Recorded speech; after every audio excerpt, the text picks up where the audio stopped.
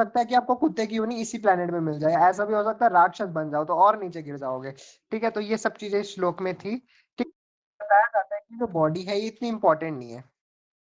ठीक है, बॉडी यहाँ पे देखिए लिखा है, द बॉडी इज अनइम्पोर्टेंट, जरूरी नहीं है, लेकिन अर्जुन जी को भगवान ने यही बोला कि तू लड़।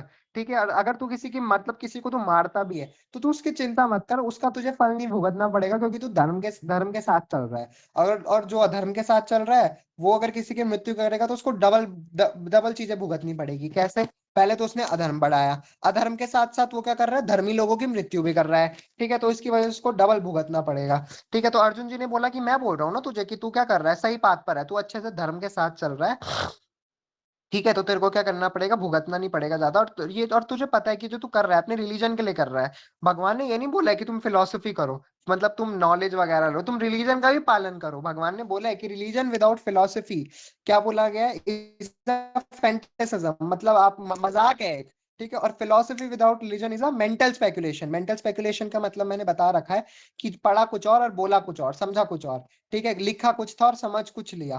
ठीक है, तो सोच सकते हो रिलीजन एंड फिलोसफी अपनी जगह बराबर हैं, दोनों को मान्यता देनी है। अगर एक को दोगे तो मतलब क्या होएगा, फिर जन्म मृत्यु के साइकिल में ही फंसे रह जाओगे। अपने रिलीजन को भी देखना है, फिलोसफी जो आप पढ़ रहे हो। ठीक है, फिलोसफी मतलब जो हम पढ़ रहे हैं ना, अभी मैं आपको जो खोला हुआ है मैंने आपके साथ ये श्लोक, ये जब आप पढ़ोगे तो ये फिलोसफी है। ये फिलोसफी किसकी है, भगवान की फिलोसफी है, ये फिलोसफी भगवान ने दे रखी है। ठीक है, और वेदांत सूत्र वगैरह आप देखते हैं, तो मैं आज ऋग्वेदा थोड़ा पढ़ रहा था, संप्रदाय वगैरह के बारे में पढ़ रहा था। ठीक है, तो उसमें यही चीज आ रही थी कि ऋग्वेदा में जो भगवान है वो इंद्रदेव जी को बताया गया है। ठीक है, इंद्रदेव जी उसमें क्या है, भगवान है। तो तभी तो बोलते हैं ये जो फिलॉसफी है किसकी, शंकराचार्य वाली जो फिलॉसफी है, भले ही वो वैष्णव फिलॉसफी में आता है, लेकिन कहीं ना कहीं वो ऋग्वेद को ज्यादा मानते, वेदांता को ज्यादा मानते हैं ना, वेदांत सूत्राल।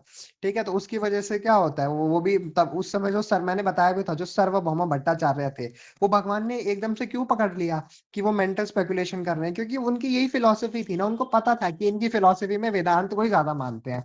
ठीक है, तो अगर वेदांत, वो अच्छी बात है वेदांत मान रहे हो। ठीक है, बट उसमें क्या है आप देखेंगे, वो भी वेद व्यास नहीं लिखा है। ठीक है, वेद व्यास नहीं लिखा है, जो हमारी फिलोसफी में भागवतम वगैरह पढ़ते हैं वो भी वेद वेद व्यास ने लिखा है। सेम लिखा है, बट एक कंपाइलेशन है। ठीक है, और एक मेंटल स्पेकुलेशन भी हो सकती है थोड़ी थोड़ी, वो किसको पता है कि किसने सही लिखा है, बट भागवतम पे तो पूरा विश्वास है ना, उसमें भगवान की लीलाज लिखी है, वो पूरी क्वालिफाइड लीलाज है। ठीक है, तो ये सब चीजें हैं, तो ये सब चीजें रहती हैं। ठीक है, तो इस श्लोक में यही सब था सीखने के लिए, बाकी हम अगले श्लोक पर आएंगे। चलो, वैसे में एक चीज आपको दिखाते हैं आज, एक चीज अलग से टॉपिक लेके आपको समझाते हैं। ठीक है, तो देखिए ये चीज है हमारी, एक मिनट। अ, इसमें ड्रॉ का ऑप्शन आता तो था कहीं। ठीक है, कोई बात नहीं। तो देखिए ये आपको इमेज दिख रही होगी, तो इस इमेज में दिख रहा होगा कि जो लॉर्ड कृष्णा है।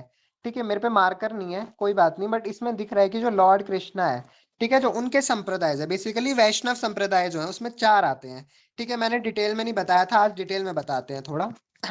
ये रहा, मैं इनके बारे में काफी पढ़ रहा था आज। तो देखिए इसमें चार आते हैं, एक तो लॉर्ड ब्रह्मा का संप्रदाय, एक जिसमें बोला जाता है माधवाचार्य। ठीक है, तो पहली बात तो ये जो हमारा संप्रदाय है वो ब्रह्म मतलब, तो चलो आपको बाद में बताएंगे। तो चार तरह के हैं वैष्णव में। ठीक है, एक तो जो ब्रह्मा जी का संप्रदाय है, एक श्री लक्ष्मी जी का, एक शिव जी का और एक कुमार का। ठीक है, तो इसमें अलग अलग दिख रहा होगा, निम्बार्काचार्य, विष्णु स्वामी, रामानुजाचार्य। ठीक है, और माधवाचार्य। इसमें शंकराचार्य की कोई फिलोसफी नहीं है, मैंने बताया ना उनकी फिलोसफी अलग है, वो वेदांत को मानते हैं, तो इसलिए वो वैष्णव फिलोसफी में नहीं आते। ठीक है, तो ये सारे फिलोसफी होती है अगर आप देखेंगे। ठीक है, तो इसमें एक इमेज आपको दिख रही है, इसमें चार मिल रहे हैं, देखो, ब्रह्म संप्रदाय, लक्ष्मी संप्रदाय, शिव संप्रदाय और कुमार संप्रदाय। तो इसमें है, हमने थोड़ा थोड़ा आपको बता भी रखा है कि ब्रह्म संप्रदाय को माधव संप्रदाय भी बोलते हैं। ठीक है, और राम, और ये किससे आया है, यहाँ पे लिखा है ये चैतन्य महाप्रभु से भी, इसके जो आचार्य हैं वो कहीं ना कहीं चैतन्य महाप्रभु भी जुड़े थे इससे। हम कंप्लीटली नहीं बोलेंगे ब्रह्म संप्रदाय से कि चैतन्य महाप्रभु जुड़े थे, बट थे उनसे जुड़े हुए।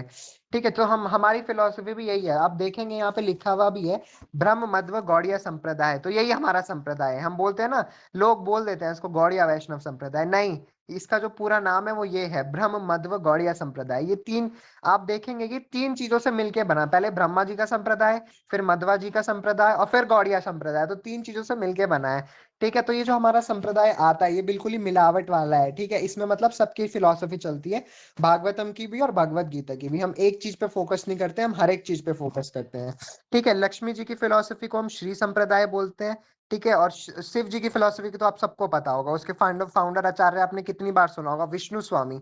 ठीक है, सुना है विष्णु स्वामी के बारे में किसी ने? मोस्टली ने तो सुना ही होगा। पूछते हैं, किसी ने सुना है? हैंड रेस कर सकता है वो। ठीक है, तो उनकी फिलॉसफी बेसिकली इसी चीज में आती है।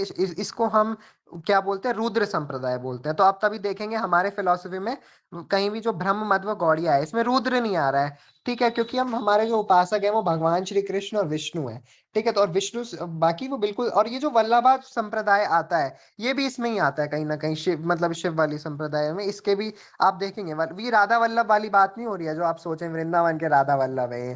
ठीक है, ये भी एक अलग से संप्रदाय होगा। बाकी एक निम्बार्क संप्रदाय है। ठीक है, इसमें ही आप समझ सकते हैं कि शंकराचार्य की जो फिलॉसफी है वो इसमें आती है। ठीक है, इसमें ही वेदांत वगैरह के बारे में। और इसके फाउंडर कौन थे? निम्बार्काचार्य थे। ठीक है, और ये सब चीजों के बारे में था। बेसिकली आप देखेंगे तो बेसिकली हमारे लिए ये है ब्रह्म संप्रदाय, क्योंकि इसमें चैतन्य महाप्रभु से आ रहा है। और इसका नाम क्या है? बेसिकली मध्व संप्रदाय तो है ही, बट इसका पूरा नाम है ब्रह्म मध्व गौड़िया संप्रदाय। ठीक है, तो ये सब चीजें आपको थोड़ा अपने संप्रदाय के बारे में पता होना चाहिए। ठीक है, और ये सब चीजें थी। और इसमें अगर आप देखेंगे तो इन सबके अलग अलग तिलक होते हैं। ठीक है, तो देखिए सबसे पहले आपको गौड़िया संप्रदाय का दिख रहा होगा, ये वाला। ठीक है, तो ये तिलक हम लगाते हैं, आप देखेंगे। ठीक है, तो इस तिलक में जो यू बना हुआ है, ये भगवान के चरण है। भगवान के चरण बिल्कुल यू शेप के थे, आप देखेंगे तो। और इसमें जो उनके चरणों के नीचे बनी हुई है, तुलसी महारानी बनी हुई है ये। ठीक है, क्योंकि जो तुलसी महारानी है वो हमेशा भगवान श्री कृष्ण के चरणों में रहती है। ठीक है, ये रामानुजाचार्य है। अगर आपको कहीं भी ऐसा तिलक दिखता है कोई लगा रहा है, ठीक है, तो अल्टीमेटली वो क्या है? रामानुजाचार्य की फिलोसफी से है। ठीक है, और इसमें आप देखेंगे तीन चीजें हैं। हमारे में तो यू जो है 2 लाइनें आ रही हैं। ठीक है, लेकिन इसमें 3 लाइनें आ रही हैं। ठीक है, तो ये चीज होती है। और ये निम्बार्क होता है, ये निम्बार्क। और मैंने आपको अभी बताया वल्लभाचार्य की फिलॉसफी। तो अब जब आप देखेंगे कि जो राधा वल्लभ संप्रदाय के हैं, जब आप वृंदावन में देखेंगे तो वो ऐसी तिलक यूज करते हैं। ठीक है, तो ये निम्बार्क का संप्रदाय है, ये निम्बार्क से आ रहा है। ठीक है, उसी तरह माधव का संप्रदाय, इसमें भी 3 डंडे आपको दिखेंगे। और बेसिकली आप देखेंगे इसमें रेड और ब्लैक कलर का यूज भी होता है। तो आप अगर कभी कभी देखते हैं कि ये जो गौड़िया संप्रदाय का जो तिलक है, इसमें आप देखेंगे कि वृंदावन में लोग काला भी लगाते हैं। ठीक है, कुछ लोग चंदन से लगाते हैं, कुछ लोग ब्लैक भी लगाते हैं। तो वो जो ब्लैक होती है वो रज से लगाते हैं, मतलब जो वृंदावन वगैरह की है, द्वारका की जो रज होती है उससे लगाते हैं। वरना वरना जो हम चंदन यूज कर रहे हैं वो चंदन भी द्वारका से लाया जाता है। द्वारकाधीश आपने सुना होगा, तो जहाँ पे श्री कृष्ण मतलब स्वयं रहते थे द्वारकाधीश रूप में। ठीक है, तो ये वाला S H R A। और बाकी ये जो नीचे आपको दिख रहा है त्रिपुंद्रा तिलक, ठीक है, इसमें आपको दिख रहा है कि ये शिव जी का तिलक है। ये विष्णु स्वामी वाली जो फिलोसफी है उसमें आता है।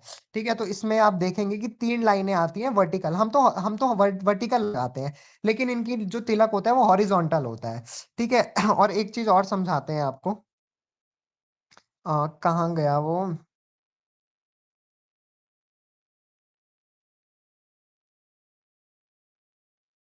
चलिए, इतना ही था, कोई नहीं।